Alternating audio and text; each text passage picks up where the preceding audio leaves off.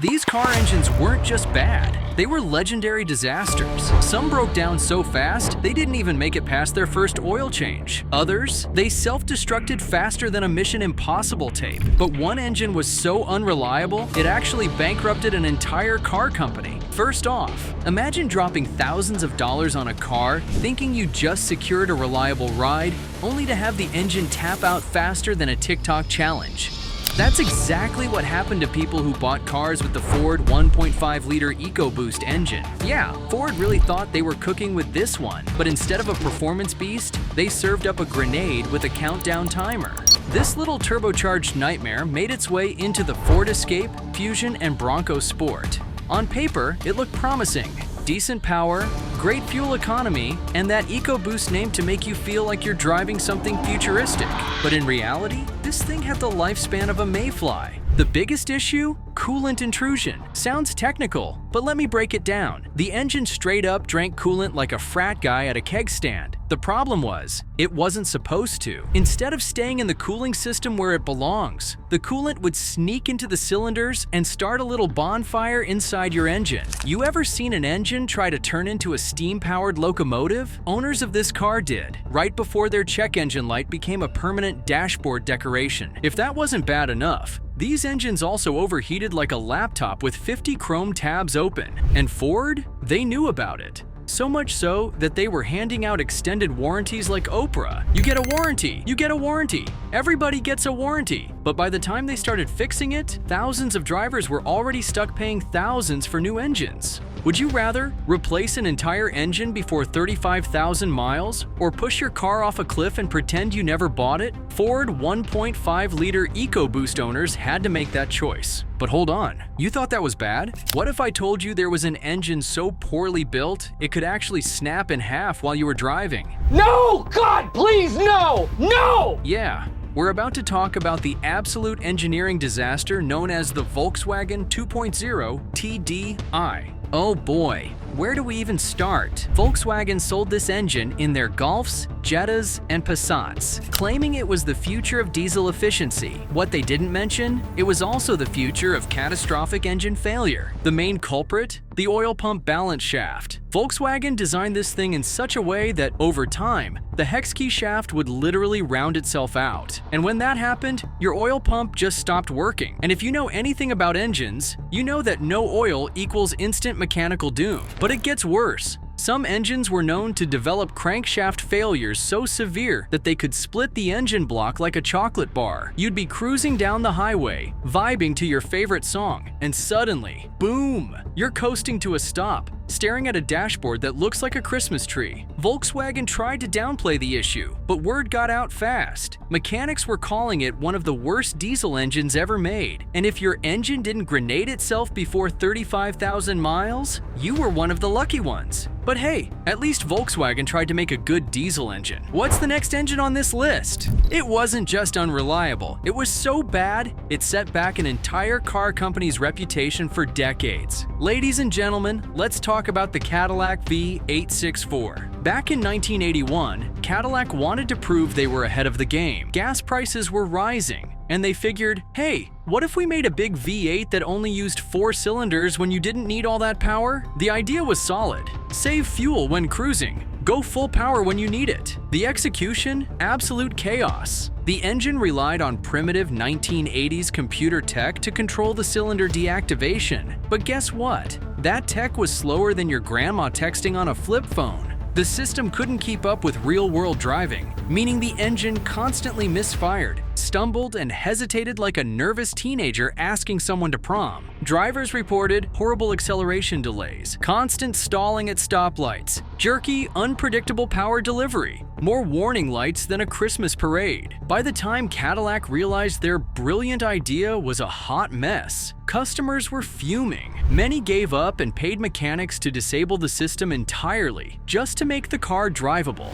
The V864 lasted only 1 year before Cadillac put it out of its misery. But the damage was already done. Cadillac, once known for making the best luxury cars in America, had officially become a joke. It would take them decades to rebuild their reputation. But if you thought this was the worst case of car companies overestimating their abilities, oh buddy, you are not ready for the next one. Because up next is an engine so bad Toyota, the brand known for making cars that last forever, was forced to admit they had royally screwed up. Meet the Toyota 2.2 DCAT diesel, the engine that even Toyota wishes never existed. Alright, listen, when you think of Toyota, you probably think of legendary reliability. Cars that last 300,000 miles with nothing but oil changes, right? Yeah, well, somebody must have fallen asleep at the Toyota factory when they approved this engine, because this thing was a disaster from the moment it left the assembly line. The 2.2 DCAT diesel engine was supposed to be Toyota's advanced, ultra-clean diesel option, but instead, it turned into an ultra-expensive money pit. The biggest problem? Heat. Lots and lots of heat. This engine ran way too hot, which meant the head gasket? It didn't stand a chance. The engine block warped like a microwaved credit card. The entire cooling system worked overtime and still failed. Owners were reporting complete engine failure before even hitting 30,000 miles. And if you were unlucky enough to own one of these, your best case scenario was a $5,000 plus repair bill. Worst case, a new engine. Toyota eventually admitted defeat and extended warranties, but by then, the damage was done. People had lost all faith in Toyota diesels, and today, you never hear Toyota bragging about this engine. But hold on, because if Toyota's diesel blunder surprised you, just wait. The next engine on our list? It came from a company famous for making tough, unbreakable trucks, and yet they somehow built an engine so bad, it made their loyal customers switch to Ford. Yeah, let's talk about the Dodge 2.7-liter V6. If there was an Olympics for unreliable engines, Dodge's 2.7-liter V6 would be up there with the GOATs. This engine was used in everything from the Dodge Charger to the Chrysler 300, and on the surface, it seemed like a solid choice. V6 power, decent fuel economy. What could go wrong? Everything. Oil sludge buildup like you wouldn't believe. Timing chain failures that wrecked entire engines. Coolant leaks that led to total destruction. The biggest killer of these engines? Oil sludge. Dodge designed this engine with microscopic oil passages, meaning if you didn't change your oil on time exactly as the manual said, your engine would start sludging up like a horror movie monster.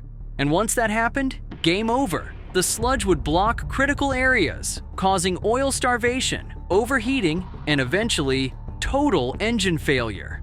Dodge eventually redesigned the engine to be slightly better, but by that point, it was too late. The 2.7-liter V6 had already earned its place on the Mount Rushmore of bad engines. But you know what's worse than an engine that dies early? How about an engine that dies early and takes your transmission down with it? Because next up, we're talking about an engine so unreliable, it turned one of the world's most beloved brands into a complete laughingstock. Meet the Subaru 2.0-liter Boxer diesel, the engine that made Subaru fans cry. Now listen, Subaru fans are loyal. They'll defend their cars like their firstborn children. But even the most die-hard Subaru lovers had to admit, the 2.0-liter Boxer diesel was a complete dumpster fire. Subaru had never made a diesel engine before, but they thought, hey, how hard can it be? Well, apparently, very hard. Because this thing was one of the worst diesel engines of the modern era. Excessive vibration that felt like an earthquake under the hood. Turbo failures that happened faster than you could say warranty claim. A diesel particulate filter, DPF, that clogged up so bad it turned your car into a smoke machine. Timing chains that stretched and snapped before your car even hit 30,000 miles. And if you think the engine dying was bad enough, it didn't go alone. Because these engines had a nasty habit of taking the transmission with them. See, Subaru's famous CVT transmission wasn't exactly known for being bulletproof, and when paired with this engine's insane vibrations, it was a recipe for disaster. Owners reported transmission failures almost as often as they reported engine failures. Subaru eventually had to admit defeat and pulled the diesel engine from the market entirely. They haven't touched diesel since, and honestly, that's probably for the best. But let's be real, at least Subaru tried to innovate. The next engine on our list? It wasn't some wild experimental idea. It was a plain old boring V6. And somehow, GM still managed to mess it up so badly that owners were basically begging for a recall. Meet the GM 3.6-liter V6, the engine that turned oil into glue. GM's 3.6-liter V6 was supposed to be a workhorse. They stuffed it into everything: Chevy, Buick, GMC, Cadillac, you name it. But there was one tiny little problem. The timing chain stretched like it was made of cheap rubber bands. See, timing chains are supposed to last the life of the engine. But on this thing, some engines didn't even make it to 30,000 miles before the timing chain started stretching. And once that happened, the car started throwing every warning light imaginable, running like garbage, and eventually, boom. If you didn't catch the problem early, the stretched chain would jump teeth on the camshaft gears, throwing the engine's timing completely off. And when that happened, pistons met valves, engine met scrapyard. GM tried updating the design, but the damage was already done. These engines were eating themselves alive, and if you didn't get a warranty fix in time, you were looking at a $4,000+ repair bill. And let's not forget, this was the same engine that had excessive oil consumption, like full quarts disappearing between oil changes, gummed up piston rings, turning your engine into an oil-burning factory, weak water pumps that failed before your tires wore out. So yeah, this engine, certified garbage. But you know what's even worse than an engine that eats timing chains? An engine that drinks oil like a frat bro at a keg party. Because up next, we're talking about an engine that guzzled oil so bad, owners had to keep a case of motor oil in their trunk just to make it through the month. Meet the BMW N63 V8, the engine that made luxury car owners cry into their wallets. Alright BMW fans, I hate to do this to you, but we gotta talk about the N63 twin-turbo V8. BMW put this thing in all their high-end models. The 7 Series, 5 Series, X5, X6, you know, the fancy stuff. But what they didn't tell customers was that this engine had a drinking problem. And by drinking problem, I mean it went through oil faster than a deep fryer at McDonald's. Massive oil consumption, some owners lost a quart every 500 miles. Valve stem seals so bad your car would smoke like a chimney. Turbo failures that cost more than some used cars. BMW actually had to release a statement saying that it was normal for these engines to burn a quart of oil every 1,000 miles. Bro, what? If you owned one of these, your life basically became fill up gas, fill up oil, check bank account, cry. And when the engine finally died, the repair bill wasn't just expensive, it was criminal. A full engine replacement could run you $10,000 to $15,000. Oh, and did I mention BMW actually got sued over this engine? Yep, because so many owners complained. BMW had to settle a class action lawsuit just to stop the flood of angry customers. BMW quietly updated the engine, but the damage was already done. To this day, the N63 is one of the worst BMW engines ever made. But let's be real, BMW owners still had some warning before their engines died. This one gave zero warning. 1 second, you're cruising, the next, your engine is dead. Like, park it on the side of the road and start calling for a tow truck, dead. Meet the Oldsmobile 5.7-liter V8 diesel, the engine that made diesel lovers rage quit. Let's set the stage. It's the 1970s. Gas prices are sky high, and American automakers are freaking out. Europe's over here flexing with their fuel-efficient diesel cars, and GM, they wanted a piece of the action. So what did they do? Did they engineer a brand new diesel engine from scratch? Of course not. That would be too easy. Instead, they took one of their regular gas V8 engines and just converted it into a diesel. Yeah, that's like turning a toaster into a space heater and hoping it works. Spoiler, it didn't. Weak head bolts that stretch like bubblegum under pressure. Head gaskets that blew out faster than a cheap birthday candle. Fuel injection system straight out of a horror movie. Connecting rods that just gave up on life. But the biggest issue? The engine block itself. See, diesel engines run on way higher compression than gas engines, almost double. So when GM slapped some diesel parts onto an old school gas engine block, guess what happened? It cracked. Like everywhere. And when it cracked, game over. Owners would be driving down the highway when, bam, their engine would just seize up like it got hit with a freeze ray. 1 minute, you're vibing to your 8-track. The next, Your car is rolling to a dead stop while you're cussing out General Motors. And the worst part, GM didn't want to admit they messed up. Instead of fixing the design, they just kept selling them. Customers got so angry, they filed class action lawsuits, and GM had to start buying the cars back. To this day, the 5.7-liter Oldsmobile diesel is considered one of the worst engines ever built. It didn't just ruin GM's diesel reputation, it scared Americans away from diesel cars for decades. But let's be real, at least GM's disaster didn't cost people millions. The next engine on our list? It wasn't just bad, it was so unreliable. It forced one of the world's biggest car companies to spend billions in recalls and lawsuits. Meet the Mitsubishi 3-cylinder Mirage engine, the engine that made driving feel like a gamble. Mitsubishi's 1.2-liter 3-cylinder engine is proof that sometimes less is not more. In their quest to make the cheapest car possible, Mitsubishi decided, hey, who needs 4 cylinders when 3 will do? Big mistake. This engine was so underpowered, you could probably get better acceleration by Flintstoning your way down the street. Owners reported that getting up to highway speeds was a life-threatening event, which is not what you want from an engine.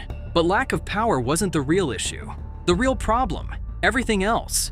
Vibrations so bad you thought the engine was about to explode. Oil consumption worse than a lawnmower running on fumes. Unpredictable stalling, because why not add some drama? And let's not forget how loud this thing was. Most 3-cylinder engines have some roughness, but this one, it sounded like someone trapped a blender full of rocks under your hood.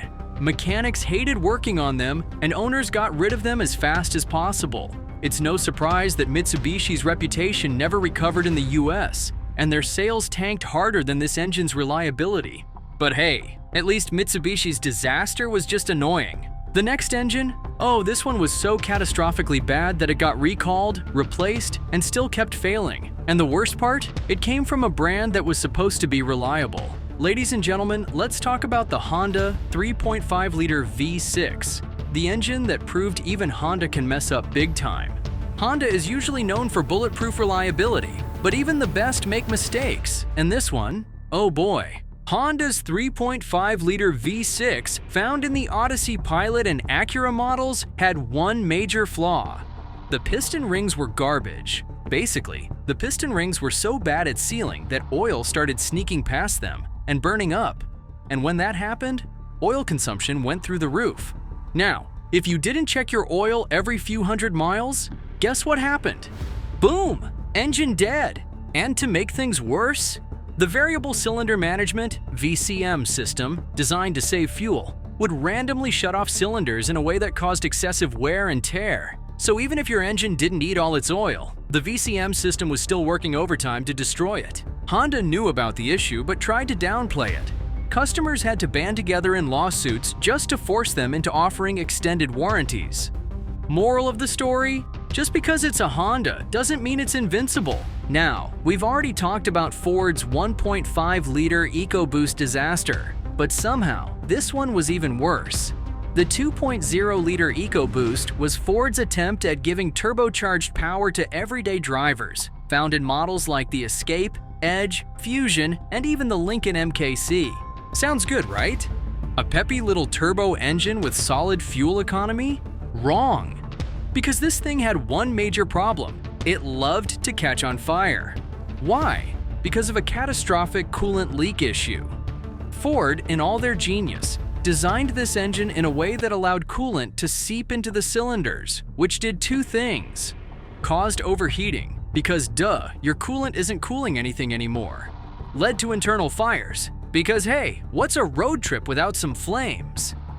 Drivers reported thick white smoke pouring from their exhaust, only to have their cars suddenly burst into flames on the highway.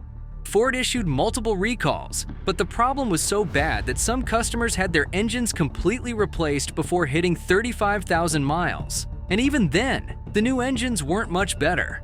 By the time Ford got around to fixing it, the damage was done. Lawsuits piled up, people swore off EcoBoost engines forever, and Ford had to shell out millions in repairs and buybacks. But let's be real. At least Ford's engine wasn't actively trying to kill you. Because the next engine? It had a fun little design flaw where the throttle could stick wide open while you were driving. Yep, imagine cruising down the highway and suddenly your gas pedal is just stuck to the floor. Welcome to the nightmare that was the Toyota 3.0-liter 1MZ FE V6. Toyota makes some of the most reliable cars in the world, except when they don't. The 1MZ FE V6, found in models like the Camry, Avalon, Lexus ES300, and even the Sienna minivan, seemed fine at first. Smooth, decent power, classic Toyota reliability. But then, owners started noticing something terrifying. The throttle would randomly stick wide open. Alarma! You'd be driving along minding your business when suddenly, bam! The car would lurch forward like it was possessed, and the gas pedal would just stay stuck to the floor. And Toyota? They didn't even warn people at first. Owners had to figure it out the hard way, by literally standing on their brakes and praying they didn't crash. The issue was caused by a faulty throttle body and sticky linkages, which could get jammed especially in colder weather. Some drivers managed to pull their mats up, thinking it was the issue, only to find out, nope, it's the engine itself. Toyota eventually updated the throttle system, but the damage was already done.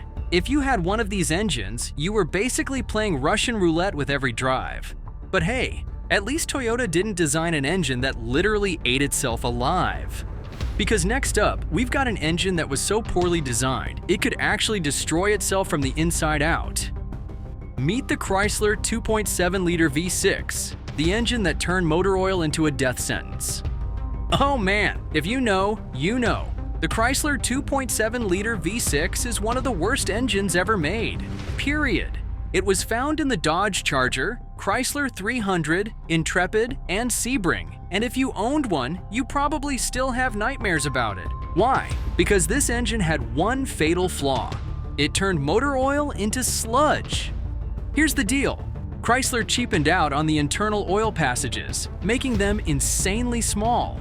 That meant if you didn't change your oil exactly on time, the oil would start to break down, get thick, and clog up everything inside the engine. And when that happened, oil starvation, overheating, spun bearings, and total engine failure. And the worst part? It wasn't just bad luck. This engine was designed this way. No matter how well you maintained it, it would eventually clog up and die. People were replacing entire engines before 50,000 miles. And by the time Chrysler realized their mistake, it was too late. This engine was so bad that thousands of customers filed lawsuits, and Chrysler had to start replacing engines left and right. But by then, the damage was done. Chrysler's reputation took a massive hit, and this engine went down in history as one of the biggest automotive failures of all time. Renault 1.6-liter K4M, the French engine that surrendered. Renault might make some fun cars, but reliability? Yeah, not their strong suit. And this engine, it was so bad, it personally contributed to Renault's disastrous reputation in America. On paper, the 1.6-liter K4M seemed like a standard four-cylinder engine. Nothing fancy, nothing too complicated. But in practice, it was one of the most fragile engines ever produced. Why? Because everything broke. Weak timing belts that snapped early, leading to instant engine destruction. Oil leaks so bad, you'd think the car was sweating from anxiety. Plastic intake manifolds that warped and caused misfires. A cooling system made of tissue paper and dreams. But the biggest problem? The timing belt. See, most timing belts are designed to last at least 60,000 to 100,000 miles. But Renault's brilliant engineers decided why not make it fail at 30,000? And since this was an interference engine, that meant when the belt snapped, the pistons and valves had a full-on demolition derby inside the engine. 1 second, your car is running fine. The next, your engine just punched itself in the face and died. Owners were furious. And Renault? They barely acknowledged the issue. Mechanics hated working on them. Parts were ridiculously expensive, and nobody wanted to deal with the headaches.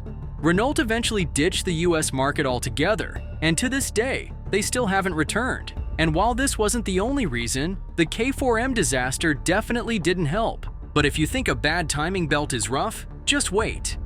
Because up next, we're talking about an engine that was so fundamentally flawed, it could actually weld itself together from the inside. Meet the Nissan QR25DE, the engine that turned itself into a paperweight. Nissan has made some solid engines over the years. The RB26 legendary. The VQ, pretty decent.